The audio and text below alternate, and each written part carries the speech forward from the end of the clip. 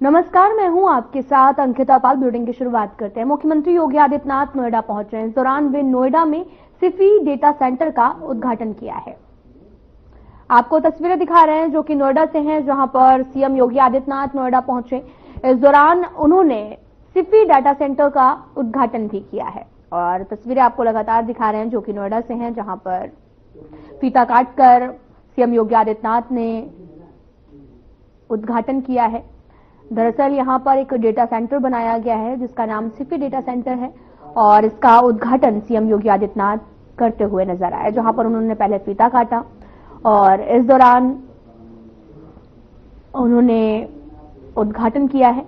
ये तस्वीरें नोएडा से हैं, जहां पर डेटा सेंटर की सभी जायजा भी लेते हुए नजर आए, उसे समझते हुए नजर आए कि कैसे यहां पर काम होना है। साथ ही सीएम योगी आदित्यनाथ ने उद्घाटन किया है और यहां का निरीक्षण करते हुए, जायजा लेते हुए भी नजर आए। दरअसल सिफी डेटा सेंटर का उद्घाटन सीएम योगी आदित्यनाथ ने फीता काटकर किया है और यहां पर पूजन भी किया गया। इस दौरान सीएम योगी आदित्यनाथ ने पूजा अर्चना भी की और यहां पर उन्हें साफा पहनाकर उनका स्वागत किया गया। सिफी डेटा सेंटर का उद्घाटन फीता काटकर किया है। सीएम योगी आदित्यनाथ की तस्वीरें हम आपको दिखा रहे हैं जो कि नोएडा से हैं।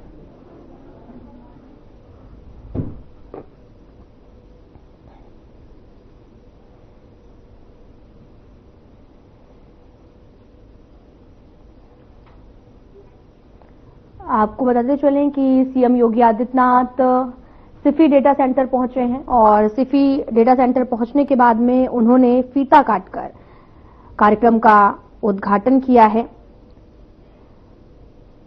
सिफी टेक्नोलॉजी को लगातार बढ़ावा जो है वो दिया जा रहा है और इस दौरान सीएम योगी आदित्यनाथ भी पहुंचे हैं और यहां पर सीएम योगी आदित्यनाथ ने लॉन्च किया, सेंटर पहुंचे। दरअसल उत्तर प्रदेश के मुख्यमंत्री योगी आदित्यनाथ ने कहा कि राज्य ने एक बड़ी छलांग लगाई है। व्यापार को आसान बनाने के लिए 33 क्षेत्रीय नीतियां विकसित की गई हैं और यहां पर आपको बताते चले कि ग्रेटर नोएडा में सिफी सेंटर उद्घाटन किया है। यूपी के सीएम योगी आदित्यनाथ ने कहा कि हमने वैश्विक परिदृश्य के अनुरूप शोध एवं विकास के माध्यम से आधुनिक युग और युवाओं की जरूरत के हिसाब से तकनीक पर नीतियां बनाई हैं। साथ ही 33 क्षेत्रीय नीतियों के साथ आगे आए हैं और आज हमने व्यापार करने में आसानी के मामले में एक बड़ी छलांग भी लगाई है। हमने 15 लाख करोड़ रुपए के निवेश से क्रियान्वित होता है और यहां पर लाखों युवाओं को राज्य में रोजगार भी मिला है। आपको ये भी बताते चलें कि सीएम ने यह भी कहा कि भारत के इलेक्ट्रॉनिक सामानों का एक बड़ा हिस्सा उत्तर प्रदेश में बन रहा है। खासकर नोएडा और ग्रेटर नोएडा इसका मुख्य केंद्र भी है। तो वहीं जनपद गौतम बुद्ध नगर के नोएडा में माइक्रोसॉफ्ट के कार्यालय के भूमि पूजन में एवं MEQ सॉफ्टवेयर के नवीन कार्यालय का लोकार्पण कार्यक्रम आयोजित हुआ, जिसमें सीएम योगी आदित्यनाथ ने शिरकत की है। इंडिया डेवलपमेंट सेंटर के आज के इस शिलान्यास कार्यक्रम में माइक्रोसॉफ्ट से जुड़े हुए हमारे सभी यहां के अधिकारीगण और यहां के कार्मिक और उपस्थित सभी बहनों और भाइयों,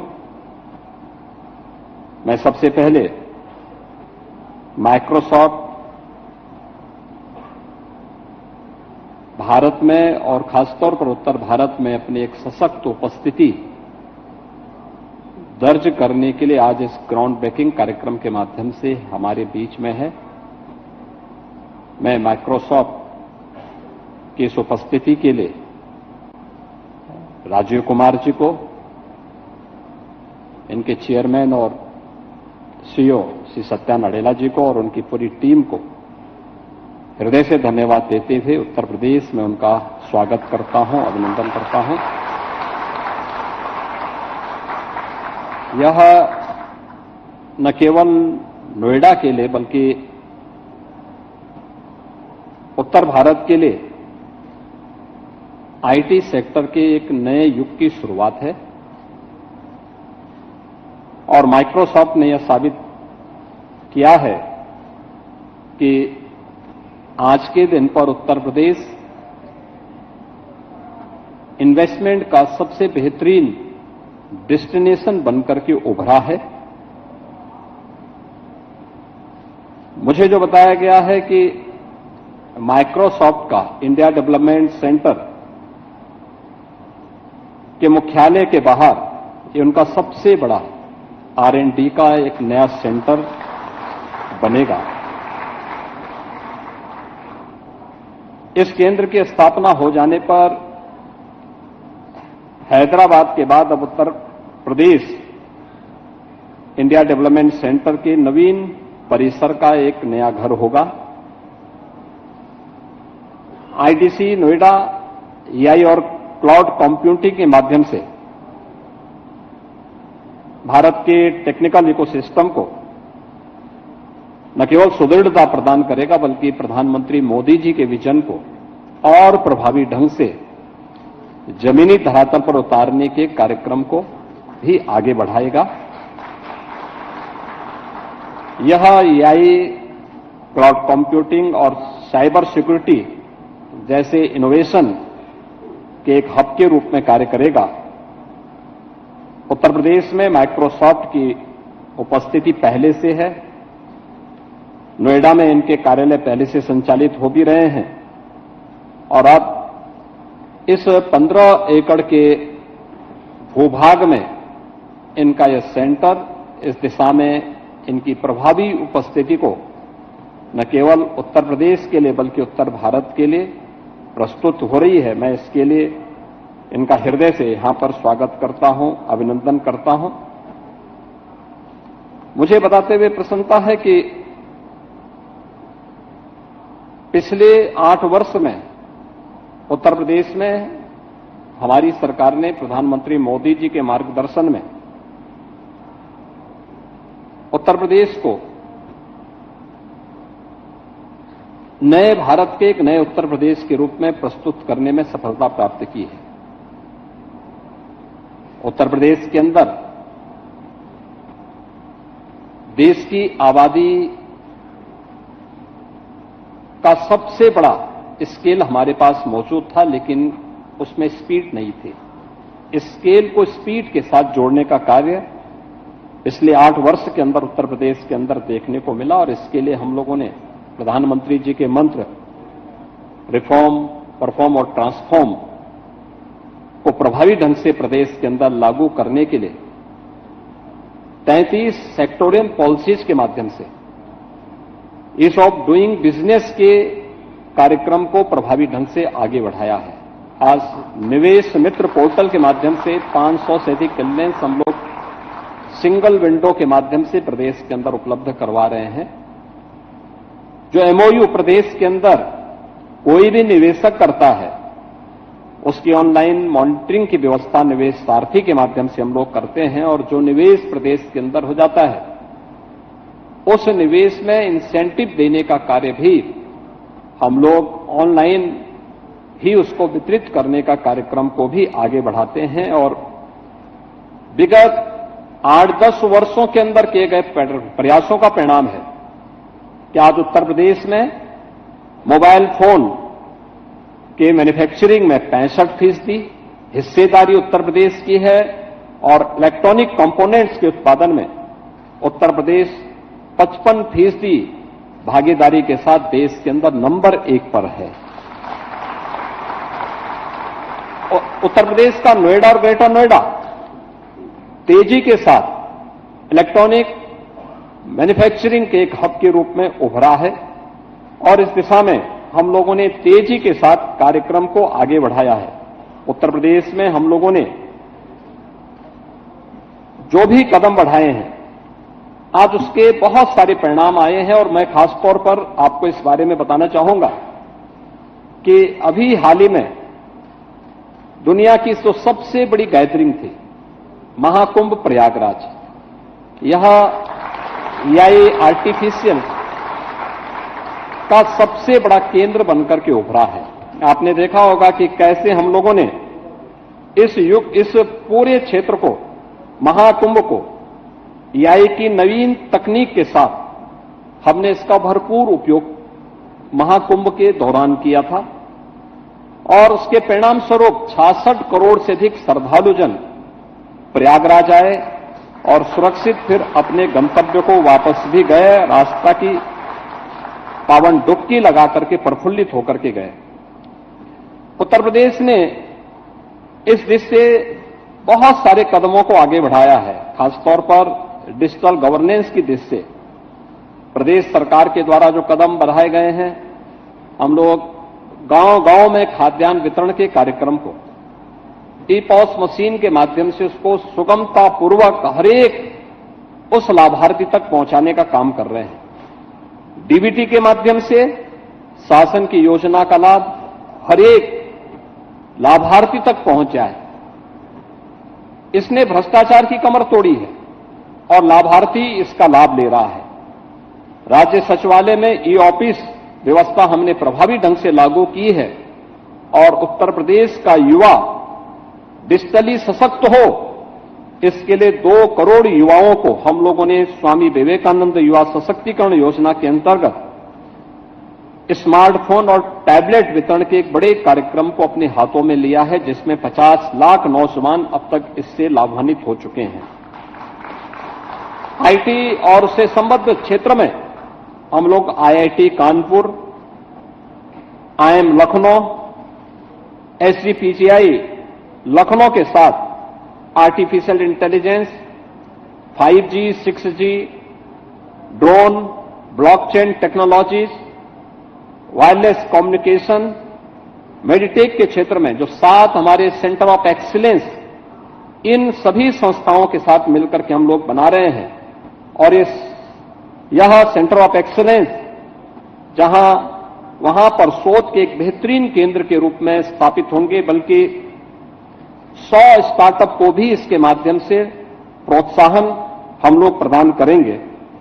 प्रदेश के अंदर हम लोगों ने इस क्षेत्र में ढेर सारे कार्यक्रमों को, हमारी जो सेक्टोरियल पॉलिसीज है उसमें प्रदेश के अंदर न केवल रोजगार के लिए बल्कि डिजिटल गवर्नेंस के लिए, डाटा सेंटर के लिए, सेमीकंडक्टर के लिए और एआई जैसे क्षेत्र में भी इन्वेस्टमेंट के लिए, नौजवानों के लिए रोजगार के अधिक से अधिक अवसर सुलभ हो सकें, इस दिशा में सरकार अपने स्तर पर प्रयास कर रही है।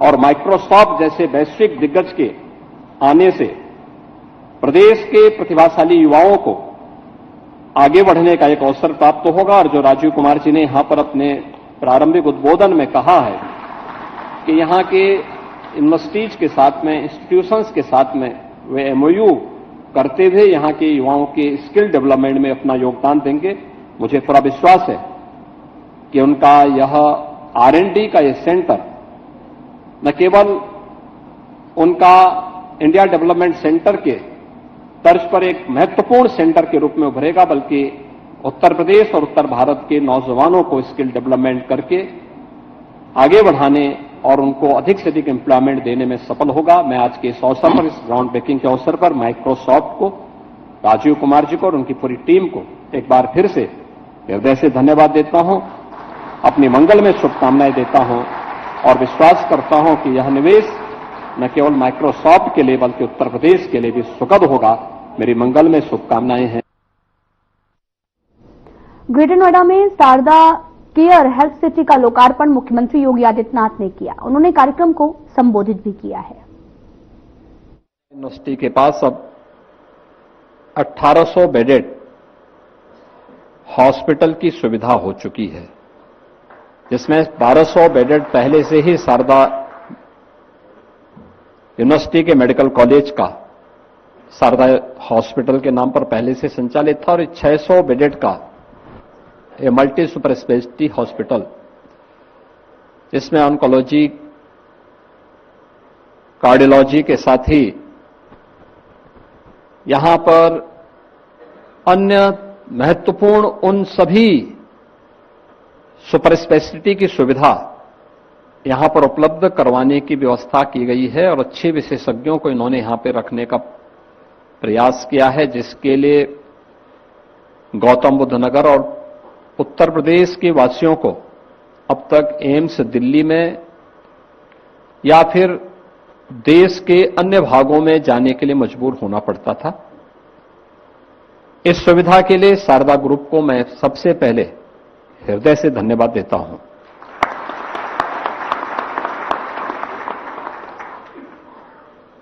यह एक सेवा भी है और हमारे लिए एक निवेश भी। एक सभ्य सोसाइटी के लिए अच्छी शिक्षा के साथ साथ उत्तम आरोग्यता प्राप्त करने के लिए अच्छे स्वास्थ्य केंद्र होने भी आवश्यक हैं। शिक्षा के क्षेत्र में निजी क्षेत्र की भूमिका सर्वविदित है। स्वास्थ्य के क्षेत्र में निजी क्षेत्र ने निवेश करके उत्तम आरोग्यता के लक्ष्य को आगे बढ़ाने में सरकार की एक बड़ी मदद की है और उन्हें प्रोत्साहित करने के लिए भी सरकार ने अपने स्तर पर अनेक कार्यक्रम प्रारंभ किए हैं। देश के अंदर इन दोनों क्षेत्रों में जो प्रगति हुई है, शारदा यूनिवर्सिटी उसका एक उदाहरण आपके सामने है। इस शिक्षा का भी है और स्वास्थ्य का भी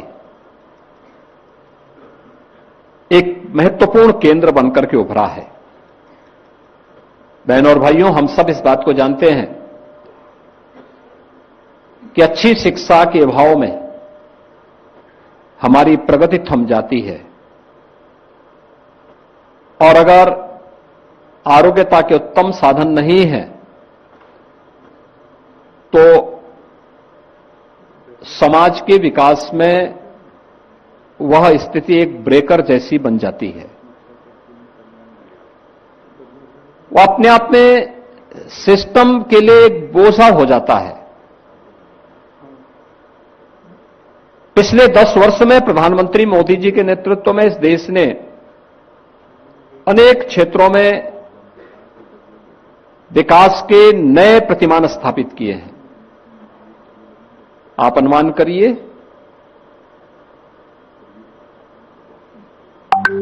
कि देश के अंदर पहला एम्स प्रारंभ होने के साथ 6 एम्स खोलने में लगे हैं 70 वर्ष और 10 वर्ष में देश के अंदर इनकी संख्या बढ़कर के 22 हो गई।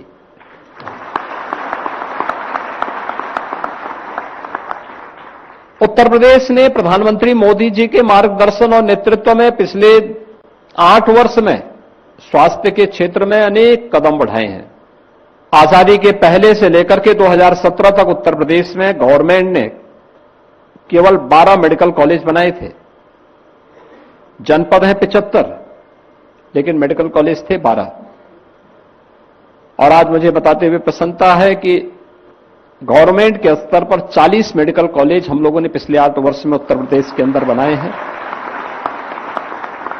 निजी क्षेत्र में 37 ऐसे मेडिकल कॉलेज बनकर के आज चालू हो चुके हैं और 3 मेडिकल कॉलेज ऐसे बने हैं जो पीपीपी मोड पर, जिसमें गवर्नमेंट ने भी अपनी एक पॉलिसी 1 डिस्ट्रिक्ट 1 मेडिकल कॉलेज की, जो जनपद ऐसे थे जहां पर ना निजी क्षेत्र ने ना गवर्नमेंट ने कोई मेडिकल कॉलेज बना पाया था, वहां पर हम लोगों ने नए मेडिकल कॉलेज स्थापना करने के लिए जो कदम बढ़ाए हैं, उस क्रम में 3 नए मेडिकल कॉलेज महाराजगंज जनपद में, संभल में और शामली में बनकर के तैयार हो चुके हैं। इस सत्र में उसमें एडमिशन भी एनएमसी ने कर लिए है।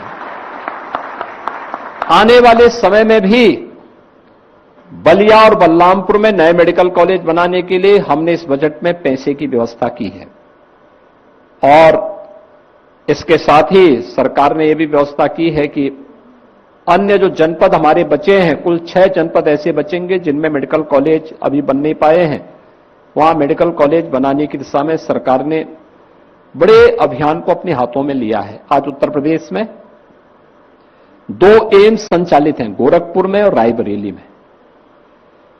एम्स के समकक्ष संस्थान बीएचयू वाराणसी में और जवाहरलाल नेहरू मेडिकल कॉलेज के रूप में, सेंट्रल संस्थान के रूप में एएमयू में संचालित है।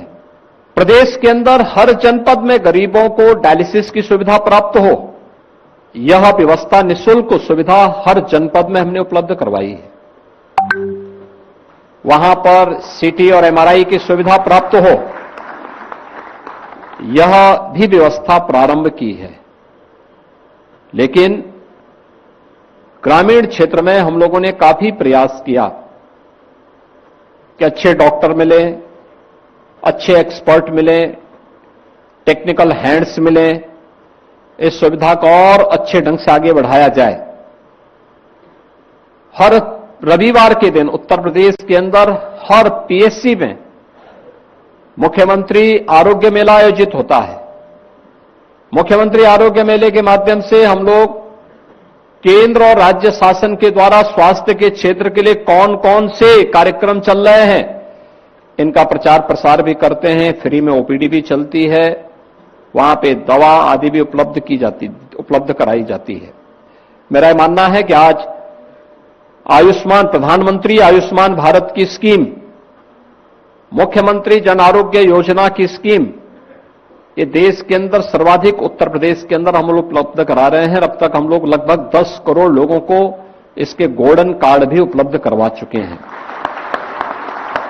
इतने बड़े पैमाने पर ये गोल्डन कार्ड जो उपलब्ध कराने की व्यवस्था की गई है, यानी स्वास्थ्य की सुविधा हर एक व्यक्ति के लिए सुलभ हो सकती है। और इस बार के बजट में हम लोगों ने एक व्यवस्था की है, प्रदेश भर की जितनी आशा वर्कर होंगे, जितने भी आंगनवाड़ी हैं, एएनएम हैं, होमगार्ड हैं, पीआईडी के जवान हैं, जितने भी गांव के चौकीदार हैं, जितने भी संविदा के कर्मी होंगे, इन सबको भी हम 5 लाख रुपए की आयुष्मान भारत की स्कीम के साथ जोड़ने का काम कर रहे हैं, जिससे वे किसी भी पैनल्ड हॉस्पिटल में जाकर के अपना स्वास्थ्य का उपचार करा सकते हैं। ट्रेडिशनल मेडिसिन को भी प्रधानमंत्री जी ने आयुष विभाग के माध्यम से उसको आगे बढ़ाने का काम किया है। तेजी के साथ इसमें सुधार हुआ है।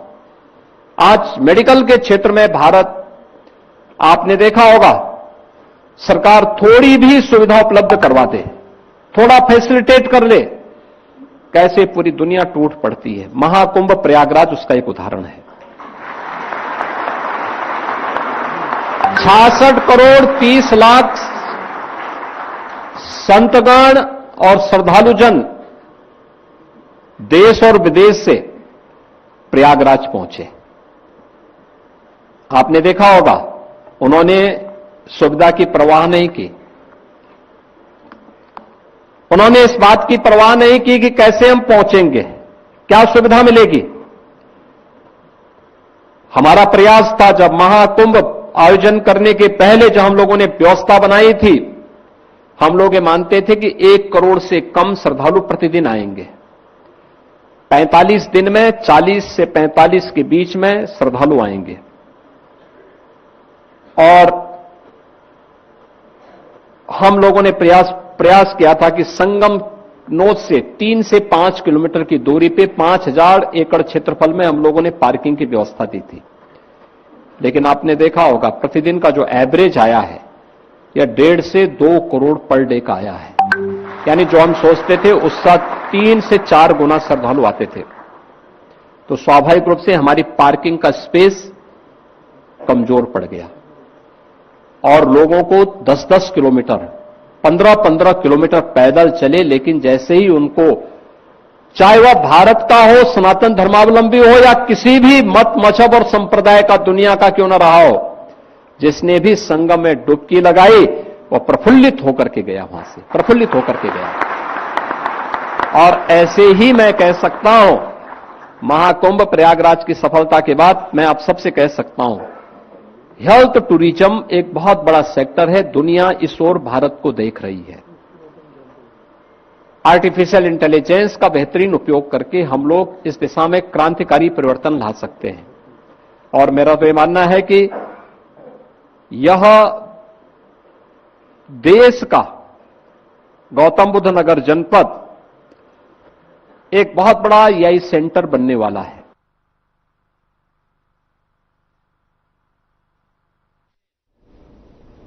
फिलहाल बुलेटिन में इतना ही। नमस्कार।